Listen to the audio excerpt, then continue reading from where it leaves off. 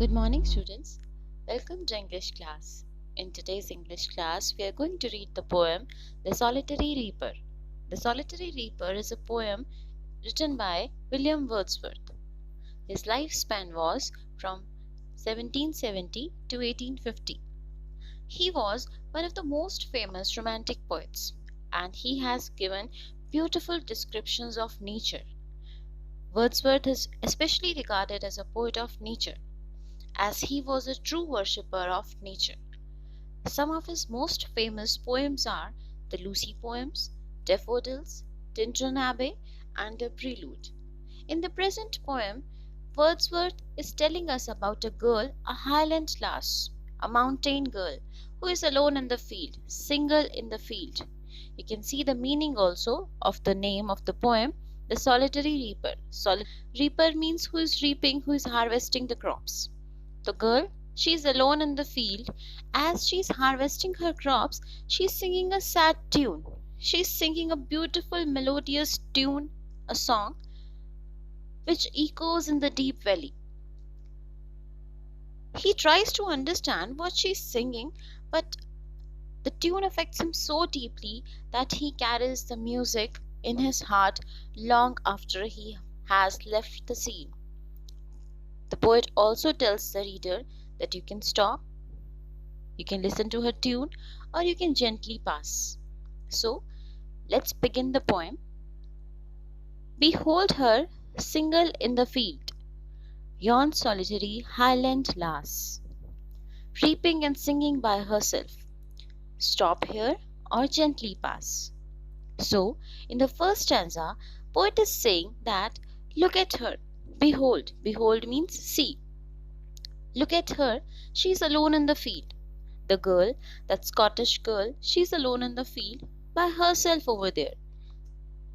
Yon solitary Highland lass. Yon means there. It's a poetic word.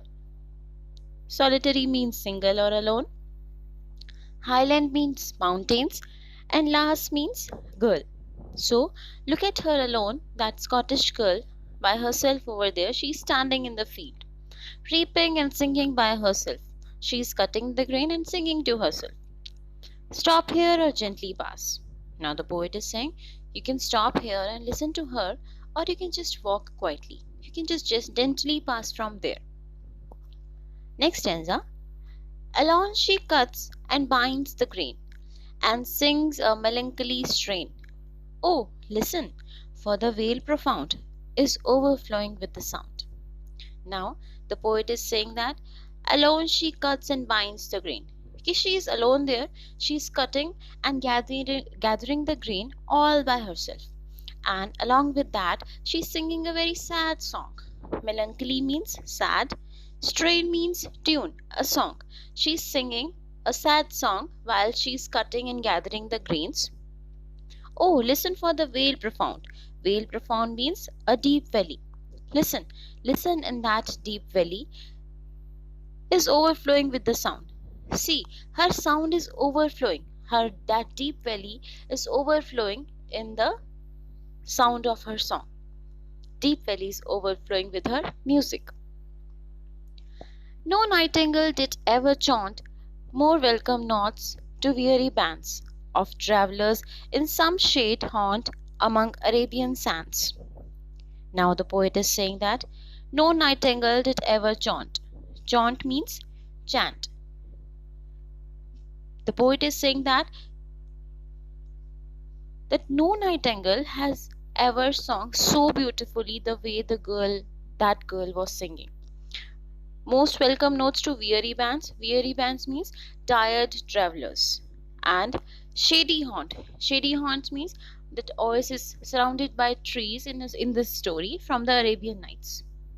Means a kind of thing that is surrounded by trees. When the tired travelers, they take the shelter from trees, oasis that is surrounded by trees, that nightingale song gives them so soothing effect. And during that time when the girl was singing, it was so beautiful even than a nightingale's song.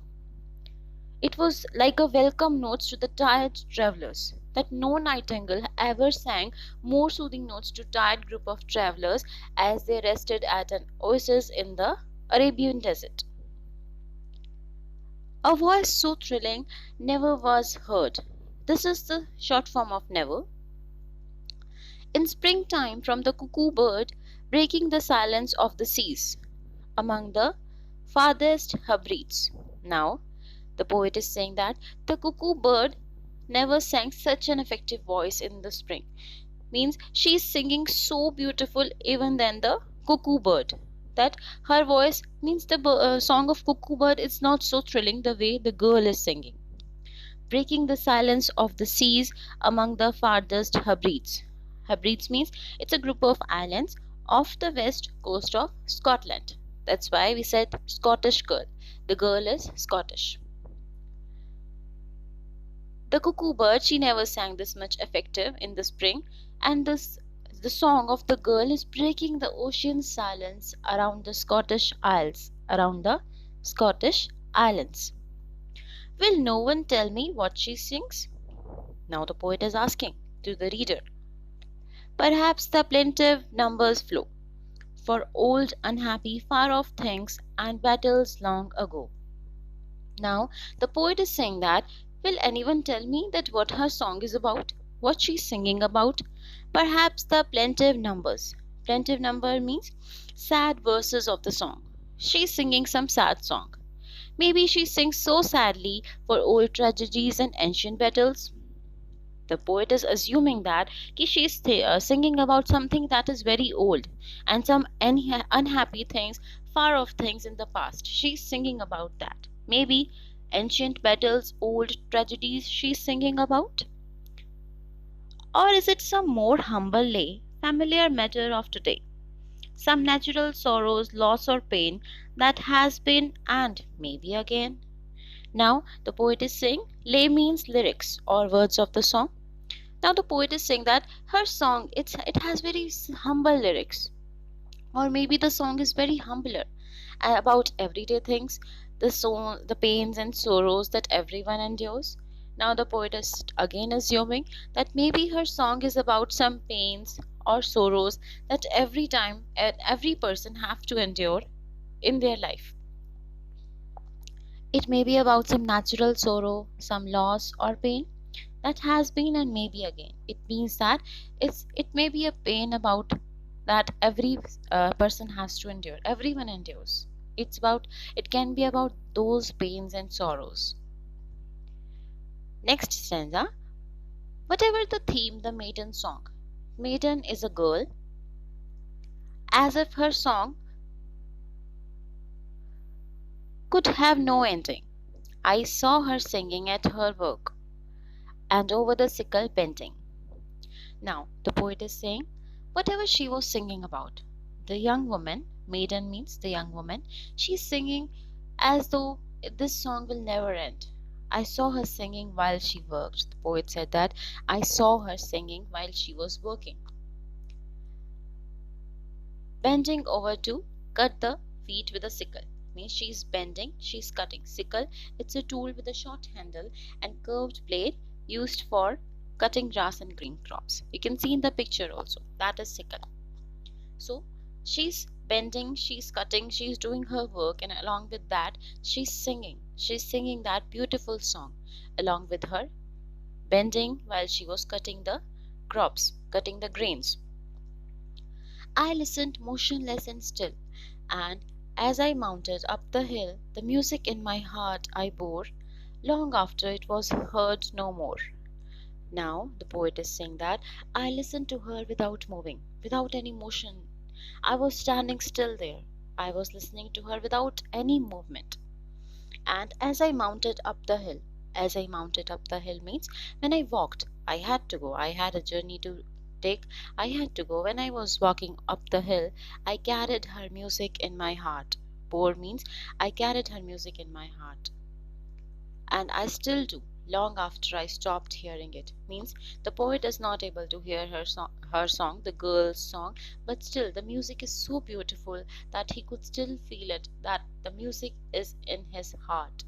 So, this was the poem about the girl, about the maiden girl, the solitary reaper. She was alone in the fields and she was reaping the crops. Along with that, she was cutting so beautifully. She was singing so beautiful song that her song was even beautiful than nightingale's song or any cuckoo bird's song. So go through the video and please like and share. Thank you.